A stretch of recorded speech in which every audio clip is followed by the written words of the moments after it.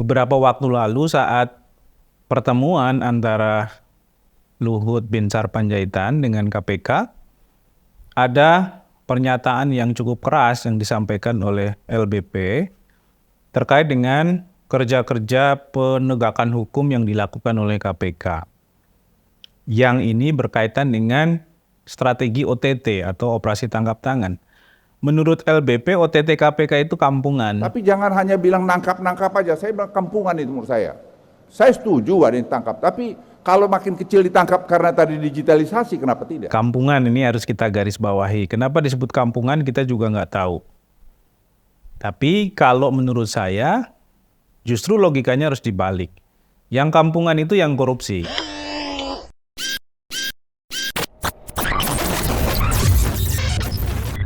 OTT sendiri, kalau kita lihat dalam skenario strategi pemberantasan korupsi, hanyalah merupakan salah satu strategi. Kenapa disebut sebagai salah satu strategi nanti saya jelaskan. Tapi sebelum itu, saya ingin juga menggarisbawahi bahwa apa yang disampaikan LBP itu mengesankan ya pengetahuan yang terbatas atas undang-undang yang memandatkan pemberantasan korupsi di Indonesia. Pasalnya banyak sekali undang-undang yang memandatkan soal ini. Kita punya TAP MPR bahkan ya, saat dulu Soeharto lengser itu ada mandat TAP MPR untuk memberantas korupsi. Karena waktu itu korupsi itu dianggap sebagai salah satu biang kerok dari krisis politik, ekonomi, dan sosial pada pemerintahan Orde Baru. Kemudian dari situ lahirlah Undang-Undang 2899 tentang penyelenggaraan negara yang bersih dan bebas dari KKN, korupsi, kolusi, nepotisme. Turun juga kemudian Undang-Undang nomor 31, 99, 20, 2001 tentang tindak pidana korupsi atau pemberantasan tindak pidana korupsi. Lahir juga kemudian Undang-Undang KPK dan lain-lain. Artinya sebenarnya kalau kita ngomong soal pemberantasan korupsi itu mandat. Siapa yang memandatkan? Negara. Siapa yang mengusulkan atau mengeluarkan kebijakan ini? Ya ada eksekutif, ada legislatif, dan juga atas desakan masyarakat waktu itu. Karena korupsi memang menjadi satu masalah yang serius. Nah oleh karena itu ketika upaya atau strategi pemberantasan korupsi itu disebut kampungan, pertanyaannya apakah ini nggak justru melabrak atau menabrak mandat dari undang-undang yang sudah menyebutkan demikian. Itu satu hal yang saya kira perlu kita garis bawahi juga. Nah, kembali ke soal strategi pemberantasan korupsi.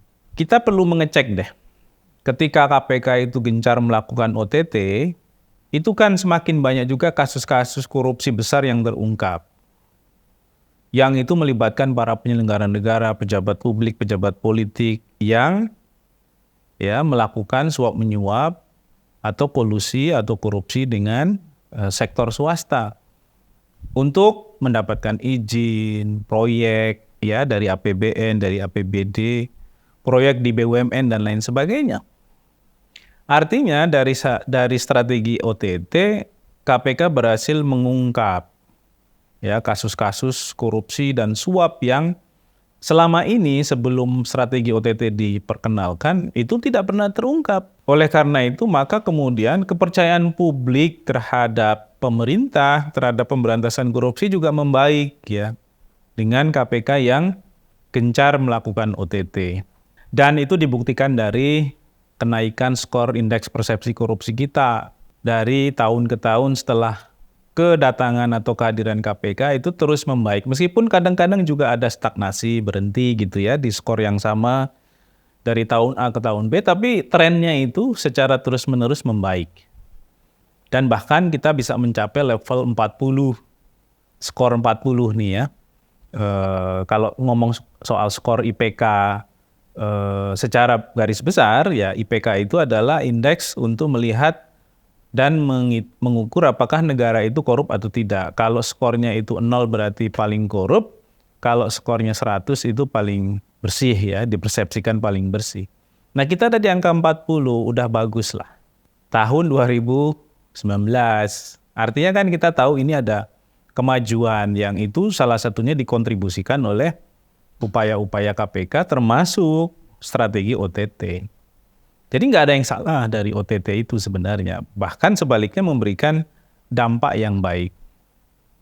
Nah, justru ketika kemudian eksistensi KPK ini diutak-atik lewat revisi Undang-Undang KPK yang kemudian berdampak pada banyak hal di KPK termasuk independensinya, dan itu melahirkan juga masalah dalam operasi pemberantasan korupsi di Indonesia, maka kemudian IPK kita anjlok ya setelah itu 2020, 2021, 2022, bahkan di titik akhir di tahun 2022 skor kita hanya 34, artinya turun 6 skor dari apa yang kita peroleh pada tahun 2019.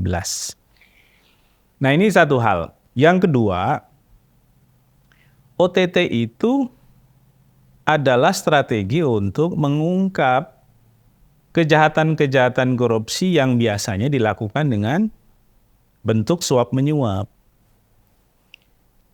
Sehingga ketika praktek itu terjadi atau sedang terjadi atau akan terjadi, OTT itu masuk untuk mengungkap kejahatannya, menangkap langsung para pelakunya. Sehingga ini dianggap lebih efektif, lebih cepat, dan oleh karena itu juga lebih mudah mengungkap kejahatan suap menyuap. Kalau tanpa OTT, ya perlu waktu yang panjang, butuh waktu yang cukup lama untuk bisa mengungkap praktek-praktek suap menyuap. Saya sendiri pernah punya pengalaman melaporkan adanya kasus indikasi suap ya di lembaga negara yang itu sudah terjadi di masa lalu. Sehingga ketika dilaporkan butuh waktu yang cukup panjang untuk mengungkap, untuk mendeteksi, untuk merunut kembali kejadian-kejadian itu dan bukti-buktinya, sehingga waktunya lebih panjang. Dan ini tentu menjadi menguras sumber daya, ya baik sumber daya tenaga, sumber daya finansial dari negara sendiri untuk mendukung upaya-upaya pengungkapan kasus-kasus korupsi yang terkait dengan suap. Nah, oleh karena itu, maka OTT itu bukan sesuatu yang salah. Bahkan sebaliknya membantu. Di luar OTT memang ada strategi-strategi pengungkapan kasus lain, misalnya case building ya. Mengungkap kasus dari melakukan investigasi-investigasi yang serius, membaca dokumen, mendeteksi dan lain sebagainya. Yang kemudian sampai kepada kesimpulan bahwa ada indikasi korupsi sehingga proses hukum bisa dilakukan. Nah, artinya kalau kita ngomong soal apakah OTT kampungan atau tidak, ya dari argumentasi strategi pemberantasan korupsi, dia justru sesuatu yang dimandatkan, ya. Dia juga merupakan sesuatu yang dianggap lebih efektif dari sisi pemberantasan korupsinya, dan juga memiliki daya ungkit terhadap kinerja pemberantasan korupsi di Indonesia, meningkatkan kepercayaan publik terhadap pemerintah dan upaya-upaya pemberantasan korupsi, meningkatkan kepercayaan masyarakat internasional kepada Indonesia atas keseriusan dalam memberantas korupsi dan lain sebagainya. Nah, oleh karena itu saya kok curiga ketika ada pejabat publik yang berbicara tanpa dasar. Mereka sebenarnya nggak menggunakan data, mereka nggak menggunakan argumentasi yang kuat, ya sehingga alih-alih itu adalah sesuatu yang bisa kita anggap benar, justru menyesatkan. Nah, sayangnya fenomena para pejabat publik yang berbicara tanpa dasar atau bahkan cenderung ngawur itu makin banyak. Seakan-akan hubungan demokratik pemerintah dengan masyarakatnya itu tidak terbangun. Karena kemudian tidak ada kontrol lagi dari mereka untuk menyampaikan apa yang dianggap atau yang muncul di kepala mereka. Padahal pejabat publik itu kan diukur dari pernyataannya, ya, diukur dari tindak tanduknya, diukur juga dari kebijakan-kebijakannya. Nah, ketika ada pejabat publik yang mengatakan OTT itu kampungan, berarti kan bisa dikatakan ya dia mengkhianati upaya-upaya pemberantasan korupsi yang dilakukan oleh negara sebagai sebuah kewajiban. Nah, saya nggak tahu apa motif di balik pernyataan itu, kenapa kemudian dianggap sebagai kampungan, akan tetapi kemudian bagusnya KPK tidak menganggap pernyataan itu sesuatu yang harus dihitung. Karena tidak berapa lama setelah LBP mengatakan OTT KPK itu kampungan, KPK melakukan OTT ya yang terkait dengan proyek di Basarnas. Bahkan kepala Basarnasnya dan beberapa stafnya telah ditetapkan sebagai tersangka dalam suap menyuap proyek-proyek di Basarnas. Jadi kalau kita lagi-lagi bicara mengenai strategi pemberantasan korupsi, kita harus yakin bahwa antara pemberantasan yang artinya adalah penindakan hukum terhadap mereka-mereka yang melakukan dengan upaya-upaya pencegahannya itu harus sinkron.